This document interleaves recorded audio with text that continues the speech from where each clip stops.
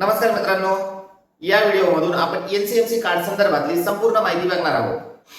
आता जर आपण बघितलं तर शासनाने 1 ऑगस्ट 2026 पासून सवलतधारी जे प्रवासी बांधव आहेत त्यांना जर प्रवास करायचा असेल तर त्यांच्याकडे एनसीएमसी कार्ड असणं आवश्यक आहे, तरच त्यांना प्रवासाच्या सवलतीचा लाभ हा मिळणार आहे. या संदर्भात तुम्ही ऐकलेलंच आहे.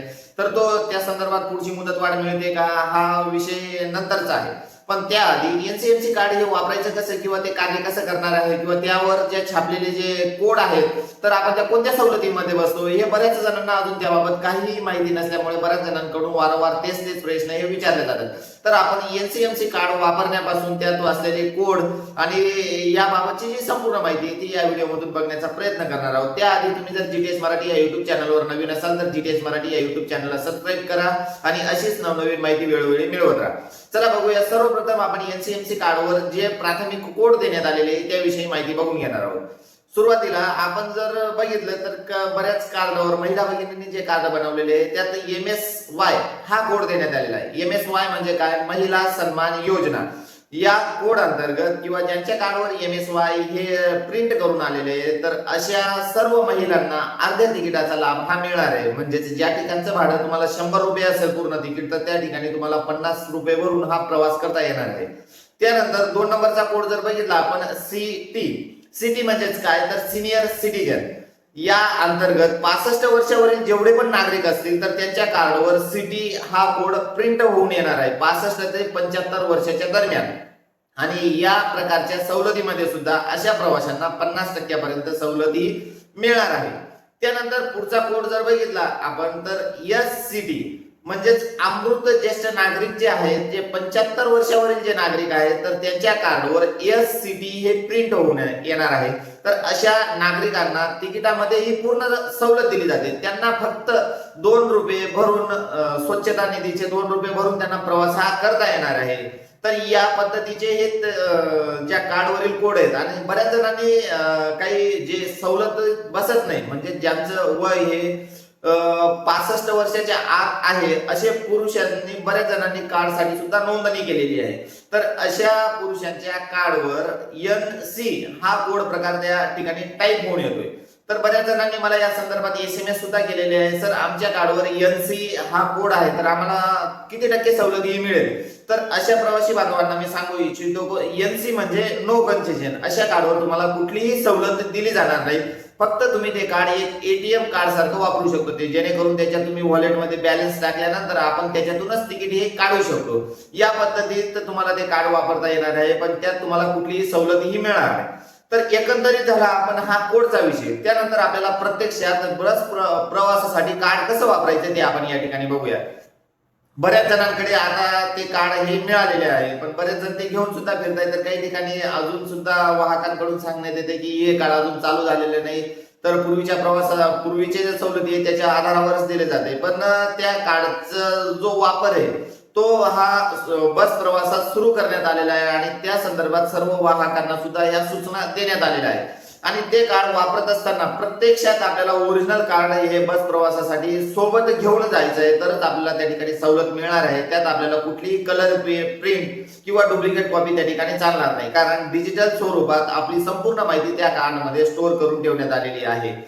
ते कार्ड कंडक्टर जवळ उपलब्ध असलेल्या मशीनला अटॅच केल्यानंतरच आपण कोणत्या सवलतीच्या प्रकारात मोडतोय त्या आधारावरच ते ठिकाणी आपल्याला सवलत ही मिळणार आहे.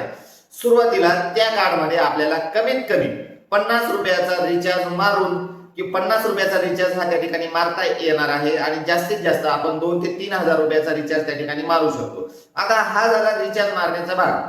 पण रिचार्ज मारल्यानंतर खूप साऱ्या जणांकडून असंही विचारण्यात येते की सर आम्ही जर समजा 500चा 1000चा जर रिचार्ज मारलाय आणि आम्ही एकदा प्रवासासाठी गेलोय तर ते बाकीची रक्कम उडून जाईल का किंवा ज्यावेळेस कंडक्टर तिकीट काढेल तर त्यावेळेस तो अतिरिक्त पैसे कापेल का? या खूप साऱ्या साशंका आहेत.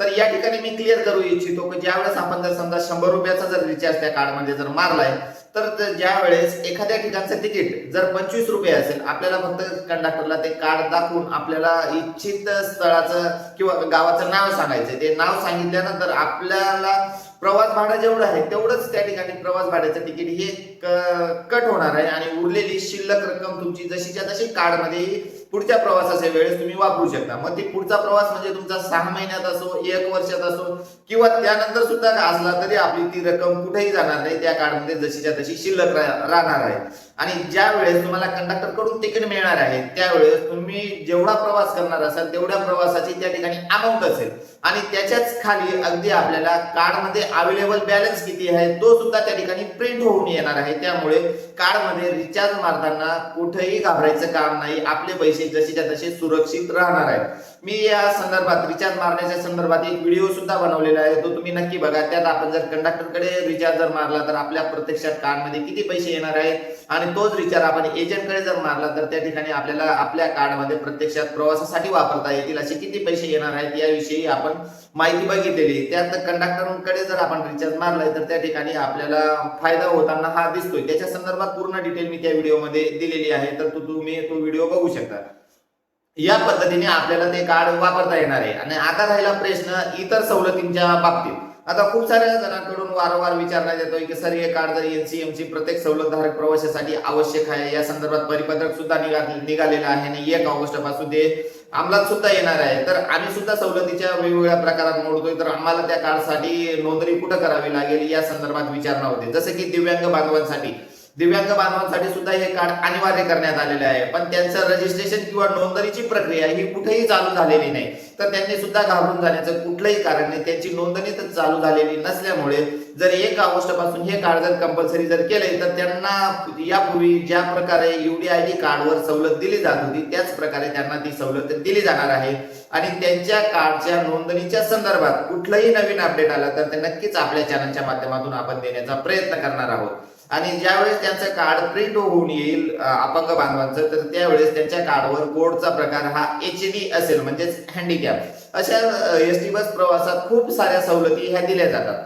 आता सध्या फक्त MSY म्हणजेच महिला सन्मान योजनेची नोंदणी चालू आहे आणि त्या संदर्भात त्यांना कार्ड सुद्धा मिळालेले। त्यानंतर 65 वर्षावरील जेवढे पण ज्येष्ठ नागरिक आहेत त्यांची सुद्धा नोंदणी चालू आहे आणि त्यांना सुद्धा बऱ्याच प्रमाणात कार्ड हे उपलब्ध झालेले आहेत। त्यानंतर 75 वर्षावरील जेवढे नागरिक आहेत तर त्यांचे सुद्धा कार्डसाठी नोंदणी चालू झालेली आहे। आपल्या जवळच्या बस डेपोमध्ये किंवा आपल्या जवळच्या अधिकृत एजंटकडे तुम्ही जाऊन आपली नोंदणी करू शकता, तर त्यांची सुद्धा नोंदणी चालू आहे। म्हणजेच आतापर्यंत जर एकंदरीत बघितलं आपण, आता सध्या फक्त 3 प्रकारच्या सवलतींसाठीच नोंदणी ही चालू झालेली आहे। त्यात चौथा प्रकार जर घेतला आपण NC म्हणजे त्यात नो कन्सेशन असेल, ज्या व्यक्तींना प्रवासासाठी फक्त कार्ड म्हणून एक वापर करायचा असेल तर ते वापरू शकतात। तर 65 वर्षाच्या आतील जेवढे पण पुरुष आहेत तर त्यांची नोंदणी केल्यानंतर त्यांना सुद्धा ते कार्ड मिळेल, पण त्यांना कुठल्याही प्रकारची सवलत ही त्यात मिळणार नाही। तर त्यांच्या कार्डवर प्रिंट होऊन येणारा कोड हा NC असेल, ही गोष्ट या ठिकाणी प्रवासी बांधवांनी नमूद करायची। आणि इतर जे सवलतधारक प्रवासी आहेत तर त्यांची नोंदणीच्या संदर्भात